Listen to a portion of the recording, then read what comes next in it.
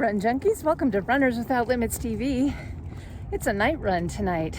I actually have to use my headlamp so you can see my face. I've got my Knox gear light. Miko the Wonder Mutt is lit up, and we are doing a night run because we have the Springtime Surprise Challenge coming up in about a month and a half, and that includes a night run. So as part of my training, I am getting used to running at night. Let me tell you, for me, it's a hard thing to do. So stick around, we're gonna have some fun this week, and thanks for checking into the road to springtime.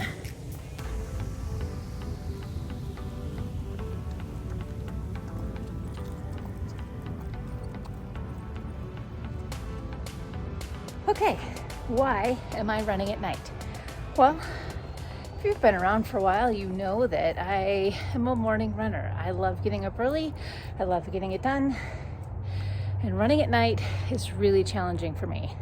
With the Springtime Surprise Expedition Everest 5K starting at 10 p.m., I will have had a full day, a very full day of probably some park time, certainly the expo, and a lot of other things. So I want to teach my body what it feels like to run later in the day after I've done a lot of work. And so that's why I'm doing this. Now, there are a couple of quick tips about running at night that I want to share with you. One, yes, a lot of lights. So I have my see and be seen rule and my headlamp. This is the see part. This is the I want to be able to see what's in front of me. Then there's the be seen part, which is my Knox gear vest. So the Knox gear vest, the lighted vest, I like to use on a blinking and color changing setting because I feel like it draws more attention. Now, a couple of things about running at night too. One, it's cold. You don't have the warmth of the sun. At 31 degrees in the sun, it feels different than 31 degrees after the sun has gone down. So you might want to dress with one extra layer to keep yourself warmer. Another thing to consider too is cloud cover. If you live close to an urban area or where there's more light pollution, it's going to feel lighter out, brighter out, because that light pollution is bouncing off of the clouds and casting more of a glow on the path in front of you. If it's a clear night like it is tonight, it is absolutely gorgeous. It's beautiful starry sky, but because there's no light pollution, I can't see some of the darker parts of the path. So something to keep in mind. Another thing with a winter night run is, yeah, maybe it was 50 degrees, but it's 30 now, and all of the stuff that's melted off from the snow this past couple of weeks, that stuff right there is turning to ice. So you want to be very careful with your footing. If it is safe to do so in your neighborhood, it's kind of fun. The only thing is that your bubble, your space bubble is far diminished from what you might be used to running in the same neighborhood outside. This is my normal park that I run through pretty much every dang day, and there are large sections of it that are completely dark.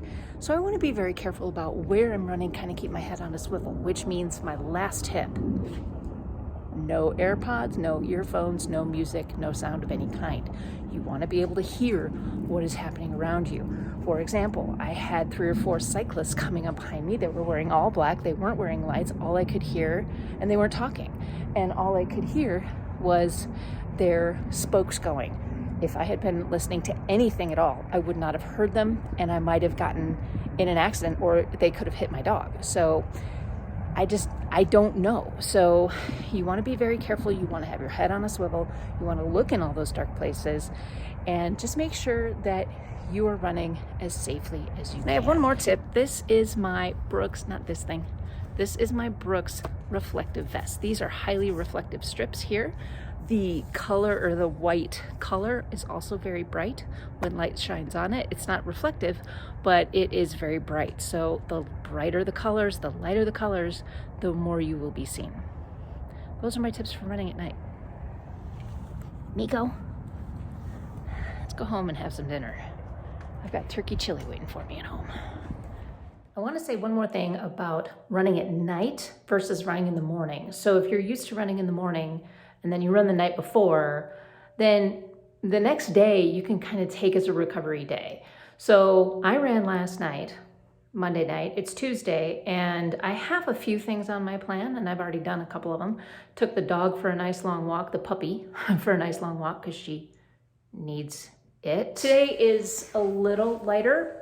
There's a lot of high volume happening with emphasis on strength more than anything. I am trying to get the time on my feet, but I'm not spending nearly as much time in the running side of things as I normally would. This is sort of my downtime, my off season, if you will. And I really want to work on dropping a few pounds, seeing if I can't reverse this perimenopause weight gain, and build a lot of strength. So when I go into the spring race season, I will be much stronger.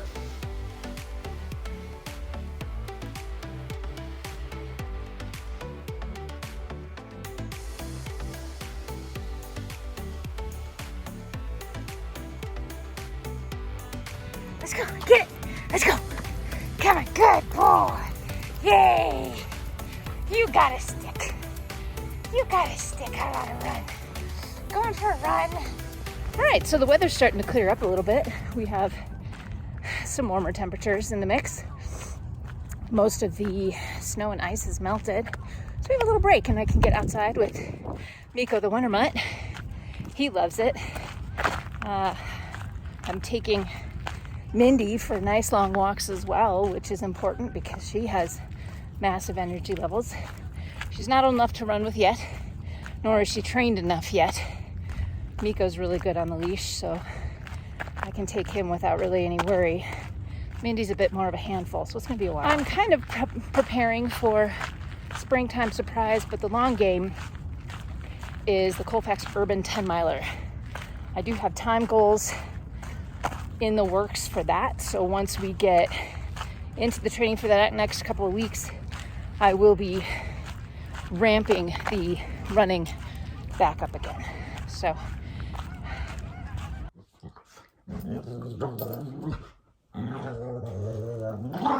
in addition to trying to keep my dogs from killing each other, I have been working very, very hard. I've put in probably 20-25 hours per week into this certified nutrition coach thing.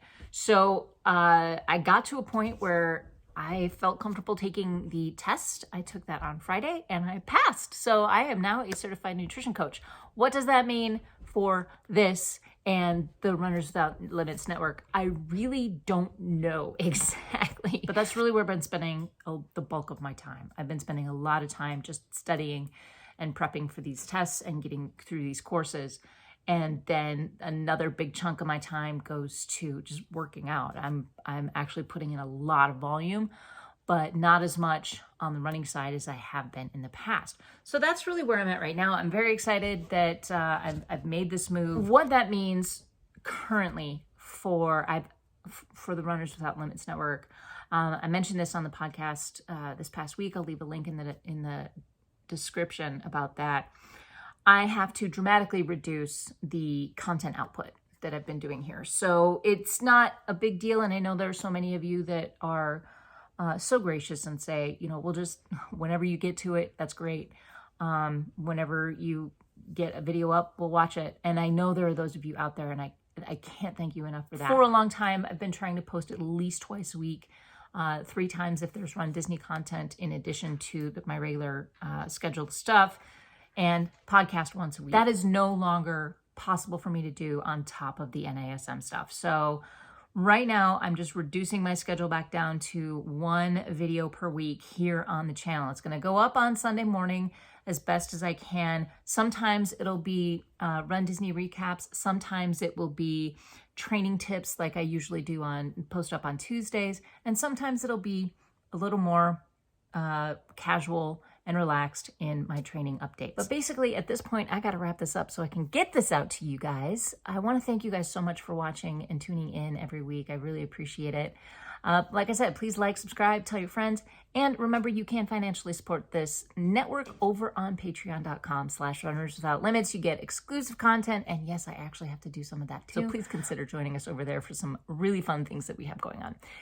that's going to do it for me today, you guys. I've got to take care of these dogs and laundry and all sorts of other things, but I really appreciate you being here. Thanks for watching. Until next time, remember, you are a runner without limits. Happy running.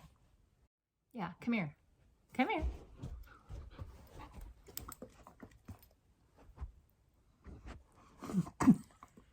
Okay, come here. Hi. Okay. People haven't seen you in a while. Look. Look. Okay. Holy cow.